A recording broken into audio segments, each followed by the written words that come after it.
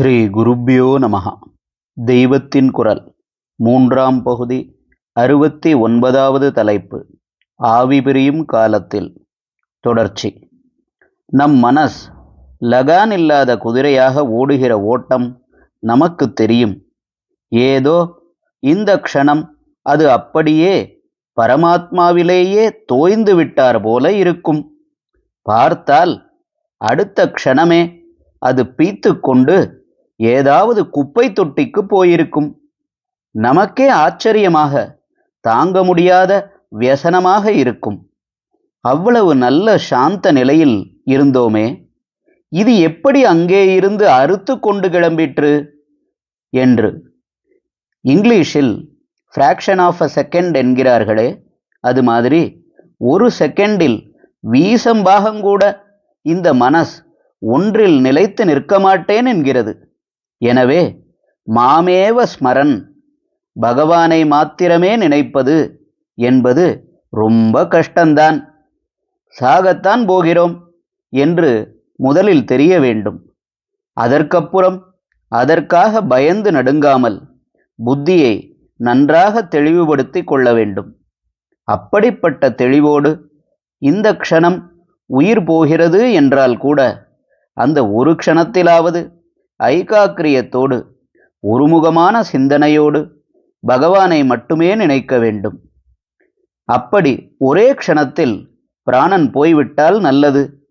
பகவானை விட்டு ஸ்மரணை நகராத போதே உயிரை விட்டு அவனிடமே போய் சேரலாம். ஆனால் இப்படி யாரும் சாக காணோமே.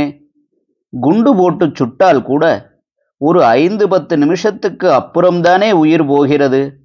அத்தனை நாளி அந்த 5-10 நிமிஷமும் பிராண பிரயாணத்தின் மகா அவஸ்தைகளை மறந்து பகவானை ஸ்டெடியாக நினைத்து கொண்டு அப்படியே பிராணனை அதன் மூலத்தில் கரைக்கிறது சாத்தியமா? எலக்ட்ரிக் ஷாக் மாதிரி அடித்து உடனே இன்ஸ்டன்டேனியஸ் சாவு வருகிறது என்றால் அந்த இன்ஸ்டன்ட்டில் பகவான் நினைவு வந்துவிட்டால் போதும். ஆனால் வர வேண்டுமே. வராவிட்டால் பயம் வரக்கூடாதே.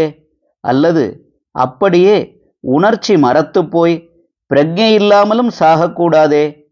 உடனே பிராணன் போகாமல் எந்த க்ஷணமும் போகலாம் என்று அது பாட்டுக்கு இழுத்து பறித்து கொண்டிருந்தால் அத்தனை நாளியும் அது நாள் கணக்கில் கூட இருக்கலாம்.